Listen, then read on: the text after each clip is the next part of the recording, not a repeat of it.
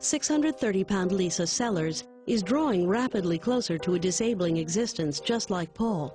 At just 39, her knees are becoming crippled under the sheer weight of her body, while her enormous stomach hangs as low as her knees. Since separating from her husband 2 years ago, Lisa and her 19-year-old son, Nick, have lived alone in a small 2-bedroom house in North Carolina, in which she's a prisoner. A self-confessed food addict, she is trapped by something which she finds impossible to control. There's a lot of mixed emotions involved in, just that plate of cookies sitting over there. The guilt, the guilt, for wanting them, or, for being happy that they're there, It's just, the whole deal with food. It's just a whole roller coaster of emotions that I go through.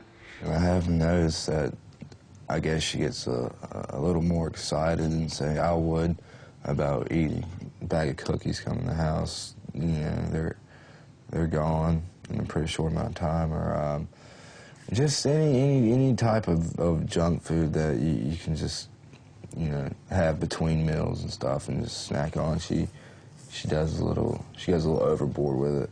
If I was here by myself, I would probably be, reaching for those cookies just within a few minutes. Probably as soon as I felt like it was safe. Nobody was around or was going to come in or come back. I'd be right on those cookies, yeah.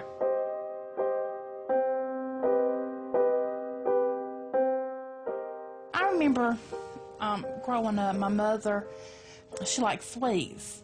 And my daddy didn't really like for us to keep them in the house, but she would buy them and hide them.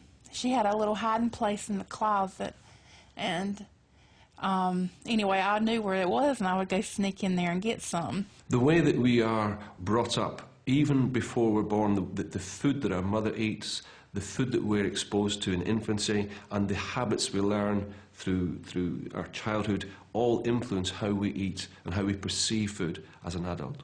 They're definitely, she definitely has weird, unusual eating habits. And, like she'll get up in the middle of the night and go to the bathroom and then make a trip to the kitchen and fix something to eat. Whereas most people would get up, go use the bathroom, and go back to bed. She makes a stop at the kitchen. If I'm going to eat something like candy or cookies or cake, something sweet or something that's bad, I will eat them when, it's just me, when no one's around at night. I'm getting ready to go to sleep, and this is kind of my ritual that I do sometimes, some nights before I go to sleep, or I have a snack before I go to sleep, and it kind of, helps relax me and kind of, helps me ease off into sleep. I would say that probably food is probably one of the first things I think of when I wake up in the morning, and, probably one of the last things I think about when I'm going to sleep. This bedtime snack alone totals 1,040 calories. The reason why she can consume so much of a high-sugar product is almost certainly just because her body is not reacting to it in the same way that leaner people do and isn't telling her that she's had enough. And of course you become accustomed to that high sugar intake. Your body levels of insulin are high and remain high, and the complex physiological processes that then occur take away that brain signal that says, I've had enough, it's time to stop. Typically, an average-sized man will store body fat around his waist. But for a woman, fat distribution is different. She will store fat around her hips and thighs. But for a supermorbidly obese woman like Lisa Sellers, this feminine trait no longer exists. The whole body simply becomes overwhelmed with fat, as the fat cells in the body swell to become up to 6 times bigger. When you gain weight, your fat cells also begin to multiply, from the average 40 billion up to 100 billion. If Lisa were to lose weight, This increased number of fat cells will never decrease. They can only shrink in size. The relationship I have with food is very much like a love-hate relationship.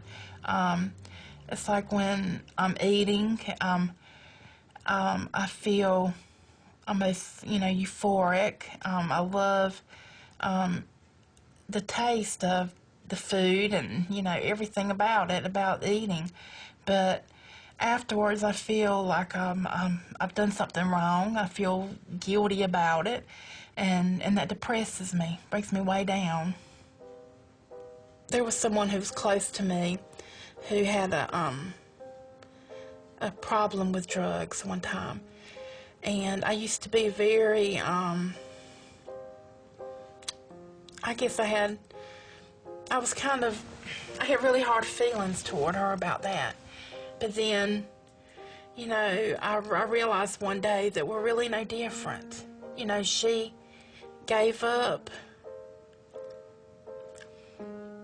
a lot of things because of her addiction to drugs. She gave up her children.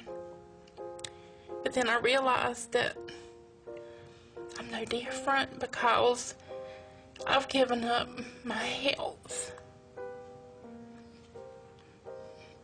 for food.